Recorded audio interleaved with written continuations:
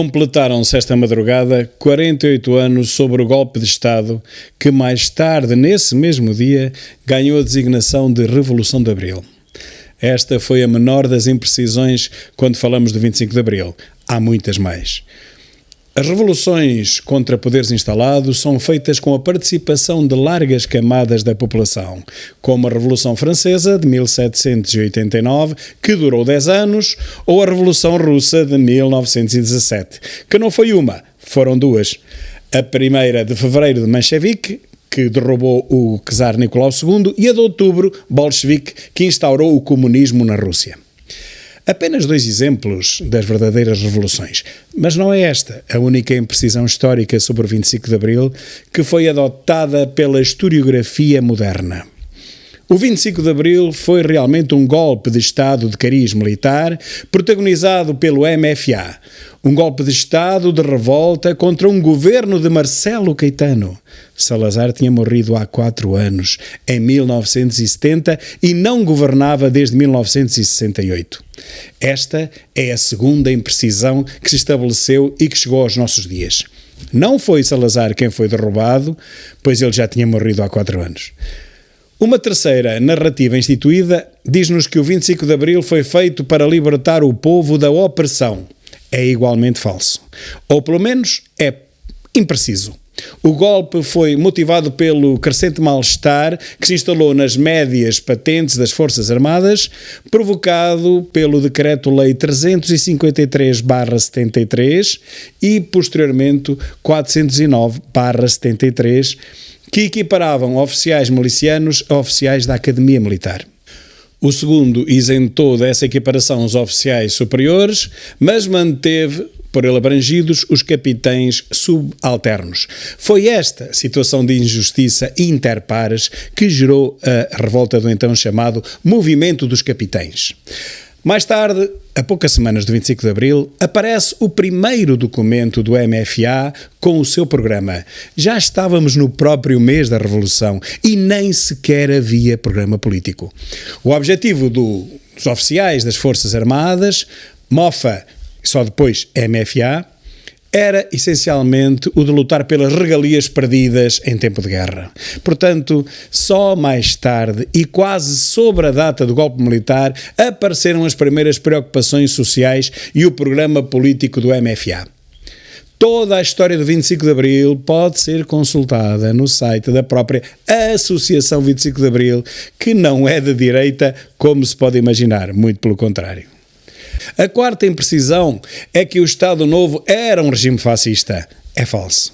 É preciso não fazer a mínima ideia do que foi o único regime fascista da história universal e contar com semelhante ignorância por parte do povo inteiro para se confundir um regime ditatorial, isso sim, com o único regime fascista que até hoje existiu, o de Benito Mussolini, em Itália, que vigorou entre 1922 a 1943. Desde então, desde 43, nunca mais existiu nenhum regime fascista em nenhum país do mundo. Ditaduras? Sim. Movimentos fascistas? Sim. Mas governos? Não. E existiram realmente, e ainda hoje existem, muitas ditaduras hoje em dia. Mas fascismo, segundo a sua definição clássica, acabou. Nunca mais. O fascismo surgiu em 1919 como reação à Revolução Russa de 1917 e, tal como o comunismo, pressupõe o controle do Estado sobre tudo o que existe. Saúde, educação, economia, justiça, rigorosamente tudo, tal como acontece com o seu irmão gêmeo, o comunismo. No fascismo não há lugar para a iniciativa privada. E tudo seriam funcionários do Estado, de uma maneira ou de outra. Recordo que o nazismo, uma forma militarizada do fascismo, foi equiparado ao comunismo pelo Parlamento Europeu em 19 de setembro de 2019, com 535 votos a favor, já agora, 66 contra e 52 abstenções. Acontece, portanto, que o fascismo acabou em 1943 e o nazismo em 1945. Com o fim de Hitler e com o fim da Segunda Guerra Mundial. Nunca mais foram reeditados, nem um nem outro, nos seus princípios básicos, por mais nenhum governo à face da Terra desde então. Fascismo e nazismo morreram há 77 e há 79 anos. Mas o comunismo continua a existir, embora equiparado ao nazismo, e sobre isso não há uma palavra em Portugal. Quais foram as consequências do 25 de Abril? Primeiro, a esperança de uma liberdade e progresso que rapidamente segurou. Não fosse o 25 de novembro e teríamos sido incluídos na União Soviética ou pelo menos na Cortina de Ferro. Mas apesar do 25 de novembro, acabamos por não descolar do nosso pobre lugar no ranking das nações europeias e, pelo contrário, apesar dos milhares de milhões recebidos da União Europeia desde 1986, continuamos cada vez mais pobres e atrasados relativamente à Europa e estamos já no fim da tabela dos países europeus. Sistematicamente, e sobretudo nos últimos anos, fomos ultrapassados por países dessa mesma cortina de ferro e da ex-União Soviética que, surpreendentemente, ou talvez não, nos foram ultrapassando um após outro. A segunda consequência foi o fim da guerra, que foi positivo, mas recordo aqui o desastre que foi a descolonização. O 500 mil de refugiados portugueses que foram ocultados e ignorados até hoje. E faço o paralelismo com os retornados portugueses em 1975 e os refugiados estrangeiros de hoje que são alvo de toda a atenção. E bem, mas os nossos retornados foram ignorados pelo Estado português até hoje. Voltaram para o seu país de origem, sim, mas o Estado Democrático nunca deles quis saber, nem nunca os protegeu, tal como hoje protege os refugiados estrangeiros.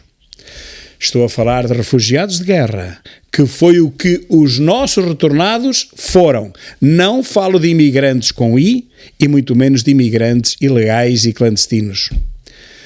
Portugal deve àqueles 500 mil portugueses ou aos seus descendentes uma explicação. Portugal deve também essa mesma explicação aos antigos combatentes que deram a sua vida e a sua saúde pela pátria na guerra colonial. Não foram esses portugueses quem decidiu ir para a África combater pela pátria. Foi a pátria quem os obrigou a ir para a África defender as nossas colónias dos ataques financiados por armas e milícias estrangeiras. Nenhum país entregaria de mão beijada Angola, Moçambique, Guiné, Cabo Verde, São Tomé e Príncipe a movimentos populares autóctones, é certo, mas apoiados por milícias armadas financiadas pela União Soviética, pelos Estados Unidos e pela África do Sul, sem uma negociação prévia. Estas negociações nunca tiveram lugar. Portugal esteve sempre sob ataque. Fazendas e fazendeiros portugueses foram chacinados e decapitados em Angola em 1961, sem motivo algum. Foi esse o gatilho e o início da guerra colonial. Portugal esqueceu os retornados e ex-combatentes até hoje e já teve mais do que 48 anos para o corrigir. Isto é indigno num país democrático. Terceira consequência. Vivemos 48 anos de um regime democrático que nos últimos 20 se transformou num regime clientelar socialista, com o PS a capturar o Estado e as instituições e a comunicação social de uma ponta à outra. A censura formal terminou. A PIDE também. Mas desengane-se quem achar que consegue arranjar ou manter o seu emprego no Estado se não seguir as práticas deixadas por estas duas envergonhantes instituições, a PIDE e a censura. Para se subir na função pública, tens que ser um yes man, não podes ser um crítico, não podes pensar o oposto ao teu chefe. Por mais razão que tu tenhas, não interessa nada se és competente. O que interessa é que sejas fiel. Ou então, procura outro emprego. A meritocracia em Portugal é algo que não existe na função pública. Apenas a partidocracia ou o amiguismo, já nem falo no nepotismo que enxameia os cargos superiores do Estado de uma ponta à outra. A isto se chama a captura do Estado pelo PS. Nas artes, na comunicação social, nas universidades, outro tanto se verifica. Quem não for de esquerda não arranja emprego em nenhuma destas áreas. E o que mais me incomoda no meio de tudo isto é o jornalismo, que devia ser isento, tinha a obrigação de ser isento, mas cada vez menos o é. E cada vez mais portugueses, eu incluído, o apelidam de jornalixo. É a propaganda e a apologia descarada do PS e da última extrema-esquerda da Europa. Há aí um deputado único, que toda a gente conhece, que teve 1% de votos, que não sai das TVs nem das rádios, enquanto que o Chega, com 12 deputados e 400 mil votantes, é colocado sempre de parte por toda a comunicação social. O mesmo se verificou relativamente às eleições francesas que ontem tiveram lugar. Toda a comunicação social estava do lado de Macron. Toda. Mas afinal, Le Pen perdeu, mas conseguiu mais de 40% dos votos. Haverá 40% de fascistas em França? É claro que não. Mas isso o jornalista português não consegue reconhecer. O jornalista português só consegue afirmar que há 400 mil portugueses fascistas, o que é igualmente falso. E distorce os factos, e mente descaradamente, e inventa polígrafos para mentir com mais credibilidade. Uma vergonha este jornalista português, em que os chefes de redação contratam esquerdistas e apenas esquerdistas. Quem não for, mais uma vez, não arranja emprego na área. Meus senhores, controlar a comunicação social ainda é meio caminho andado para convencer um povo cada vez mais idoso e pouco instruído. O menos instruído da Europa, aliás. Um povo que ainda acredita em tudo o que lhe injetam nas TVs, compradas pelos 15 milhões anuais de António Costa e 15 milhões estes que vêm diretamente do bolso dos portugueses. Com as artes, a comunicação social e as universidades capturadas pela última esquerda da Europa, não resta alternativa ao povo senão desconfiar desta narrativa única, deste pensamento único que vai desde a globalização às alterações climáticas que são tão antigas como o próprio planeta. Realmente parece que não há censura, mas convenhamos, quem não alinhar no pensamento único globalista terá muita dificuldade em viver em Portugal. Seguramente não foi para isso que se fez o 25 de Abril. Quarta consequência, o empobrecimento gradual e sustentado português. 48 anos envolvidos sobre o 25 de Abril, a corrupção simplesmente inutilizou milhares de milhões que fomos recebendo da Europa desde 1986. A corrupção tem um rosto? Não. Entre o PS, PSD e CDS, todos se abotoaram. Até ao Bloco de Esquerda chegaram algumas migalhas logo aproveitadas para o boom dos alojamentos locais. A corrupção em Portugal não tem rosto e não acabou com o engenheiro José Sócrates, que também tinha a comunicação social toda pelo seu lado. Enquanto teve poder bem entendido, em Portugal, quem tem poder não tem problemas, só começa a tê-los quando perde esse poder. Como não podia continuar a esconder a própria comunicação socialista, teve que o revelar. Só nos últimos 2 anos fomos ultrapassados por 4 países, 4 que há apenas 30 anos eram comunistas e dos mais pobrezinhos da Europa.